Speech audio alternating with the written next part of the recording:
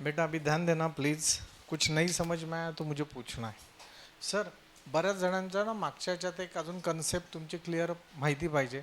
Sir महाराष्ट्रात जर कधी गुड्स विकले गेलेत तर त्याच्यात जो जी एस टी येतो त्यात स्टेट गव्हर्नमेंट आणि सेंट्रल गव्हर्नमेंट दोघांना हाफ हाफ पैसे मिळतात. पण महाराष्ट्रातनं कंटेनर गेला मध्य प्रदेशमध्ये, जी एस टी मिळणार, पण जी एस टी सेंट्रल गव्हर्नमेंटला मिळणार. मग स्टेट गव्हर्नमेंट यांना पैसे मिळणार का यांना पैसे मिळणार? ते सगळेच्या सगळे पैसे सेंट्रललाच जातात. बात आपको समझ में आ रहा है? इसको इंटर स्टेट IGST बोलते हैं, इंटर स्टेट GST.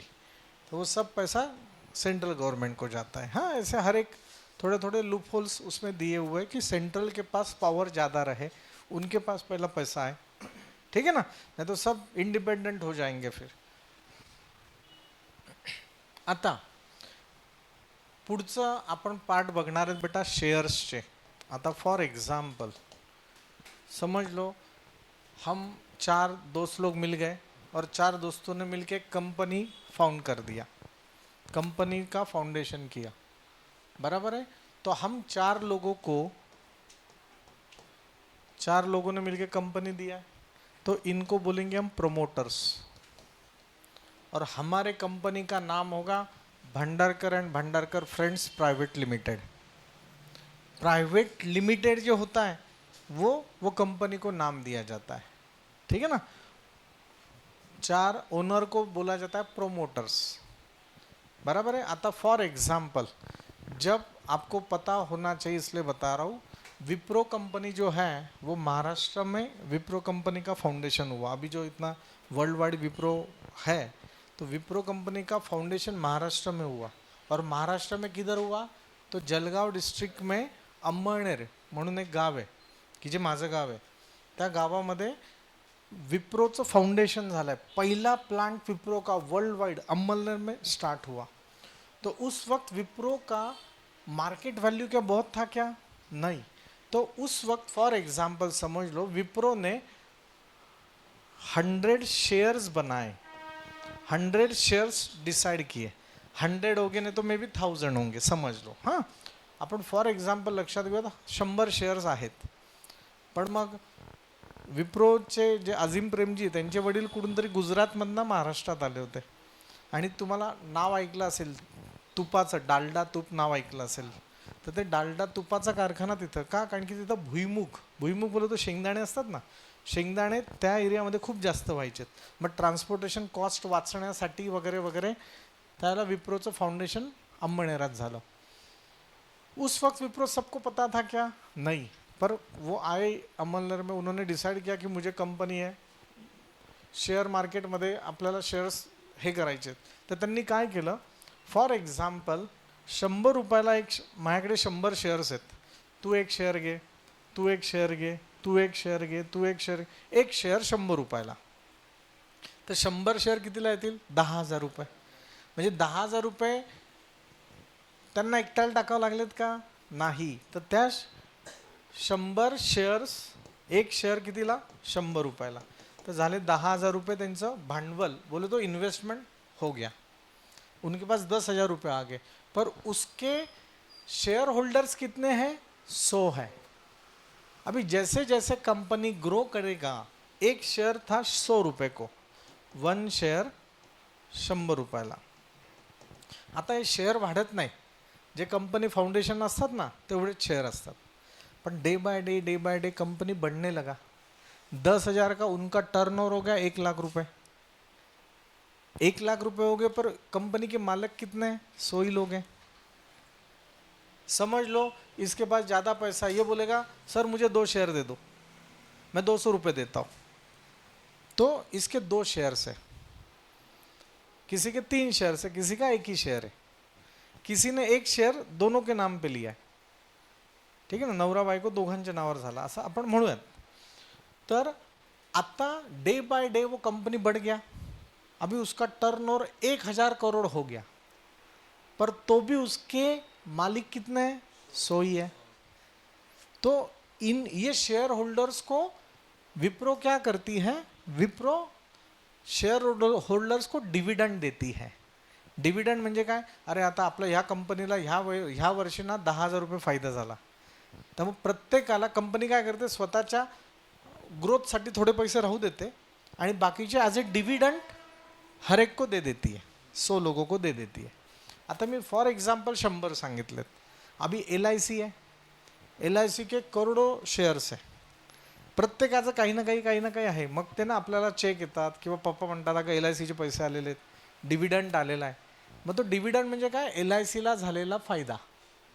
अभी फॉर एग्जाम्पल ये शेयर, मेरे पास एक शेयर था 100 रुपये उस वक्त का प्राइस था. अभी उसका अगर 10,000 करोड़ उसका टर्नओवर है तो मैं तो करोड़ों का मालिक हो गया. बात आपको समझ में आ रहा है ना. पर उस वक्त ये 100 लोगों ने विप्रो पे भरोसा रखा था, इसलिए वो हो गया. कदाचित काही कंपन्या डूबतात पण, तो इनके 100 रुपये गए. बात आपको समझ में आ रहा है आपको. तो प्रत्येकाचे शेअर होल्डर्स असतात. आणि जर फॉर एक्झाम्पल आता मी भांडारकरकडे 2 शेअर्स आहेत, तुमच्या माहितीसाठी सांगतोय. आत्ता विप्रो कंपनीचा टर्नओव्हर साधारण 26,000 करोड रुपये. आणि त्यावेळेला जेव्हा अंमळनेरात आलेत ना विप्रो कंपनी, उस वक्त कोई नहीं रहा. तो ये ना उनके पापा उनके, अरे रहने दे, बाद में पैसा दे, ये शेयर रहने दे तेरे पास, ये शेयर आपके पास रहने दे. आता आजोबा वारलेत, पण आजोबांच्या फोटोच्या मध्ये 10 शेअर्स ठेवलेले होते त्यांनी. आजोबांचा फोटो साफ करायला घेतला, 10 शेअर सापडले. 10 शेअर म्हणजे 10,000 करोड. बात आपको समझ में आ रहा है ना. मी म्हणत नाहीये, गुगलला सर्च करा, तर जवळपास 25% विप्रोची रक्कम म्हणजे साधारण 8 ते 9,000 करोड रुपये फक्त अंमळनेरातल्या अंमळनेरातच आहे. अंमळनेर कितने लोकवस्ती का गाव असेल, चिंचवड आणि निगडी, जेवढे लोक राहतात तेवढे अंमळनेरात राहतात. पण प्रत्येकाकडे करोडो रुपये. बात आपको समझ में आ रहा है ना. और जस्ट मैं बता रहा हूँ, आप विप्रो का हिस्ट्री देखिए. विप्रो जिथं फाउंडेशन झालंय ना, ती जागा माझ्या आजोबांनी विप्रोला दान दिली होती. आप रहने दो आपके पास. बात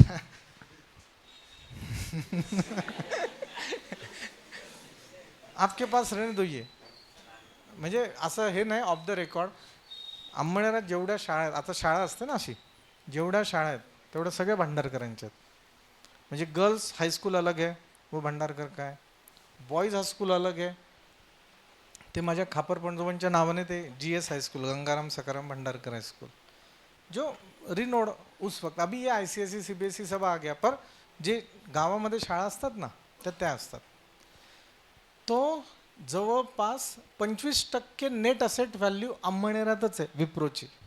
और लोग बेचते नहीं है, लोग बेचते नहीं है. हाँ, तो बस ये मैं आपको बता रहा हूँ. शेयर समझ में आ गया, शेयर होल्डर समझ में आ गया. अगर समझ लो मुझे मेरा शेयर बेचना है तो मैं, हाँ हे घे तू घे मला पैसे दे, असं नसतं.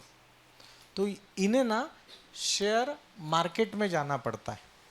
शेयर मार्केट किधर है, मुंबई में और दिल्ली में, नेशनल स्टॉक एक्सचेंज और बॉम्बे स्टॉक एक्सचेंज, बराबर आहे, BSE और NSE.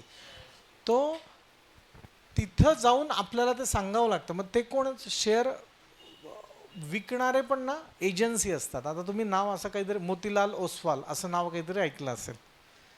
तो ये बहुत बड़ा कंपनी है जो असेट मॅनेजमेंट करता है. तर या अशा बऱ्याचशा कंपनीज आहेत की असे शेअर बरेचसे ब्रोकर्स असतात. तर मला माझा शेअर विकायचा है ना, तर दादा UTIचा शेअर विकून टाका. तो मैंने उसको कॉल करके बता दिया. तो मैं अभिजीत भंडारकर वहाँ डायरेक्ट नहीं बेच सकता है, वो थ्रू द एजेंट वो शेअर बेच सकता है. बात आपको समझ में आ रहा है. असंच मला विकायचं असेल तर विकता येणार नाही. बात समझ में आ रहा है. सर मग बॉम्बे स्टॉक एक्सचेंजमध्ये कोणी जाऊ शकतं का, कोणी नाही जाऊ शकत.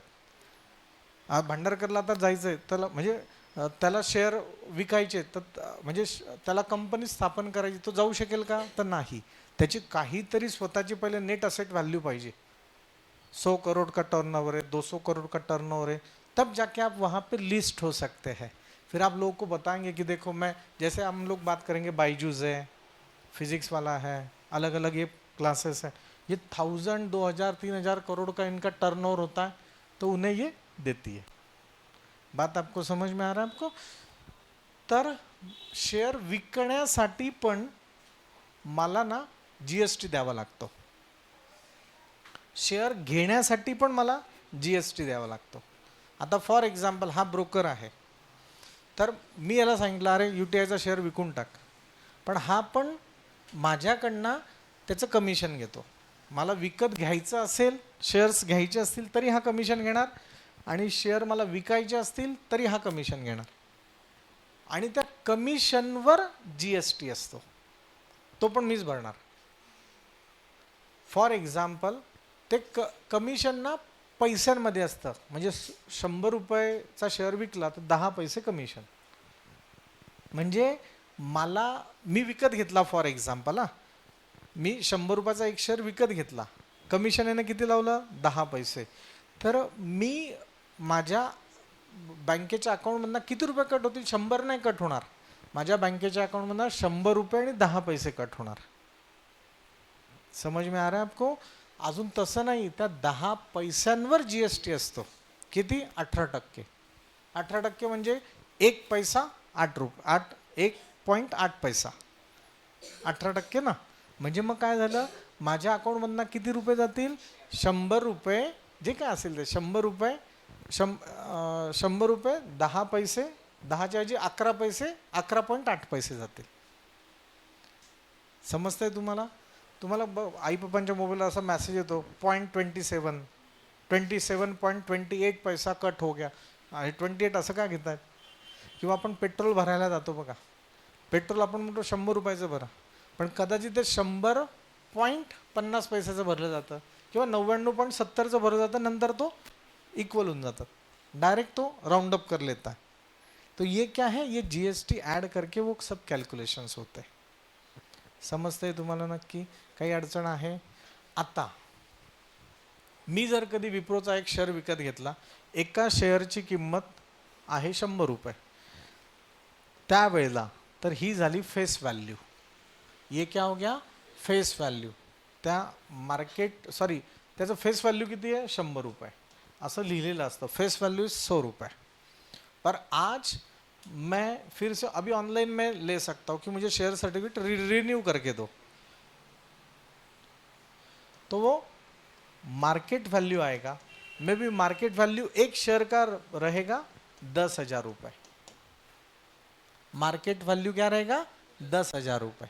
म्हणजे बघा, फेस व्हॅल्यूपेक्षा जर मार्केट व्हॅल्यू जास्त आहे, आता मला जर विकायचा असेल तो, तर मी मार्केट व्हॅल्यूप्रमाणे विकणार ना ते. भाई बघ, मी घर घेतलंय 20 लाखाला, पण आज मार्केट व्हॅल्यू त्याची 70 लाख आहे, मग तो 20 लाखाला देईल का आपल्याला? आपल्याला 70 लाखाला विकत घ्यावं लागेल, हो का नाही? दिस इज द मार्केट वैल्यू. तो अगर फेस वैल्यू से मार्केट वैल्यू ज़्यादा है, तो वो शेयर जो है वो प्रीमियम में लिया है मैंने, प्रीमियम शेयर है, ज़बरदस्त है. बात आपको समझ में आ रहा है? अगर फेस वैल्यू मार्केट वैल्यू से ज़्यादा है, भाई 100 रुपये का है, पर मैं तुझे वो 80 में दे रहा हूँ, चल लेके जा. कोविडमध्ये साधे मास्क होते 3Mचे, जे आता तुम्ही बाहेर बाजारात गेला तर 5 रुपयाला मिळतात. कोविडमध्ये तेच मास्क 120 रुपयाला विकले जात होते. म्हणजे फेस व्हॅल्यूपेक्षा मार्केट व्हॅल्यू त्यावेळेला जास्त होती, बरोबर आहे. पण आता माझ्याकडे भरमसाठ स्टॉक पडला आहे, मी म्हणतो 5 ने मला पैसे मोकळे करायचे, 5 ने 4 रुपयाला घे चल. मतलब क्या हुआ? 1 रुपया मैंने डिस्काउंट दे दिया, बराबर है. ये हो गया प्रीमियम पे. अरे ये तो फेस वैल्यू ज़्यादा है और तू कम में दे रहा है मुझे, तो मैंने वो डिस्काउंट पे लिया. किस पे लिया? डिस्काउंट पे लिया. समजतंय का नक्की? माझ्याकडे एक पुस्तक पडलेलं आहे, पुढच्या वर्षी सिलेबस बदलतोय, हे पुस्तक आहे 1000 रुपयाला, पुढच्या वर्षी तर ते रद्दीत पण जाणार नाही. मग मी काय म्हणतो, 100 नाही बेटा 800 में लेके जा, 20% डिस्काउंट है जा. तो मैंने वो डिस्काउंट पे बेच दिया. बेटा हे एकच पुस्तक आहे बाजारामध्ये, माझ्याकडे 4 कस्टमर आहेत, 1000 नाही 1500ला मिळेल, नाही तर 1600वाला बसलेला आहे. तो प्रीमियम में गया. ठीक आहे ना? आपल्याला काय टेन्शन नाही, 1000ला आला, 1000ला घे, खतम. ये देख रिसीट है, 1000 का, 1000 दे लेके जा, ठीक है ना। इसको कुछ नहीं, नुकसान नहीं, ना नुकसान ना कुछ नहीं। Face value is equal to market value है तो इट इज एट पार। पार बोले तो ओके चल लेके जा, नुकसान भी नहीं, और मेरे मेरे पैसे तो मिल गए मुझे, समजलंय का, काही अडचण आहे का नाही, कळलं तुम्हाला, कन्सेप्ट कळली. आता त्याच्या पुढचं एक्झाम्पल बघा. आता तुम्ही मला सांगायचं आहे complete the following table by writing suitable numbers. Face value है 100 रुपये, पार पे बेच दिया, मतलब मार्केट वैल्यू कितना आएगा, मार्केट वैल्यू कितना आएगा, मार्केट वैल्यू कितना आएगा, मार्केट वैल्यू 100 ही आएगा. कळलं का. मार्केट वैल्यू है 575, अरे मतलब प्रीमियम पे लिया यार मैंने, 500 रुपये प्रीमियम दिया, मतलब उसका फेस वैल्यू कितना था 75 रुपये. भाऊ विप्रो है 575, 500 रुपये एक्स्ट्रा गए पर मुझे चाहिए ये शेयर. कळलं का, काय प्रॉब्लेम आहे का. सर सर मजा आहे मग शेअर मार्केटमध्ये, डूबते लोग बहुत डूबते हैं. हाँ बीच में कभी भी रात को 2 बजे उठते, अरे यार असं करते. मग पप्पा काय झालं, झोप रे तू. हाँ बीपी हाई होता है, लो होता है, हाई होता है, लो होता है, उससे ज़्यादा पढ़ाओ पैसा कमाओ खत्म बात. बराबर है कि नहीं. हाँ मेहनत मेहनत होता है, शॉर्टकट कुछ नहीं जिंदगी में. फेस वैल्यू 10 रुपये, मैंने बेचा 5 रुपये को, डिस्काउंट ₹5. भारत माता की यही यही. कळलं का, क्या प्रॉब्लेम आहे का. सर सर सर ले बघा हे एग्जाम्पल, एक लास्ट एग्जाम्पल, उसके बाद 2 एग्जाम्पल लिखना, निकलना है. Mister Amol purchase 50 shares of face value ₹100 when the market value of the share was ₹80. समझलं नाही, परत बात. Mister Amol purchase 50 shares of face value of ₹100 when the market value of the share was 80. मतलब उसने सस्ते में खरीदा है वो, त्या शेअर व्हॅल्यू आहे, फेस व्हॅल्यू आहे 100 रुपये, पण भाऊने किती रुपयाला घेतलंय 80 रुपयाला. मार्केट व्हॅल्यू है ₹80 आणि किती शेअर घेतलेत 50 शेअर्स लिया, म्हणजे किती रुपये त्याने टाकलेत 8 पंचे 40, 4000 रुपये दिया. बराबर आहे. कळलं का. Company had given 20% dividend, find the rate of return on investment. आपको वो फॉर्मूला मुझे बताना, मैं भूल गया. रेट ऑफ रिटर्न ROR, अरे ROR किती त्याचा, मतलब रेट ऑफ रिटर्न कितना है. तो रेट ऑफ रिटर्न का फॉर्मूला है बेटा dividend income, dividend income upon sum invested, dividend income upon sum invested multiply by 100. समजतंय का नक्की, काय प्रॉब्लेम आहे का नाही. अभी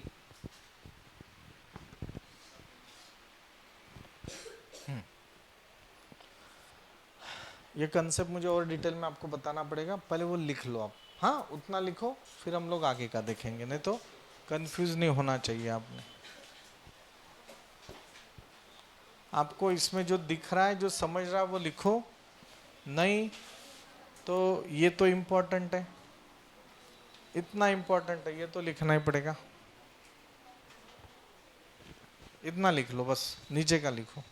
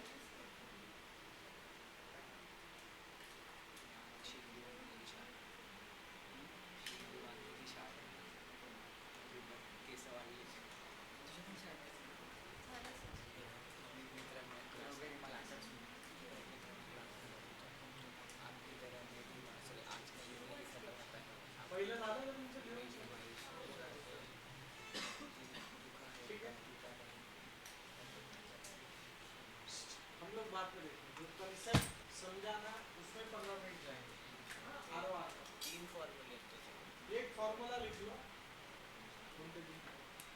रेट ऑफ रिटर्न, शेअर्सचा एक फॉर्म्युला आहे, किती शेअर्स आहे ते शोधायचं, आणि एक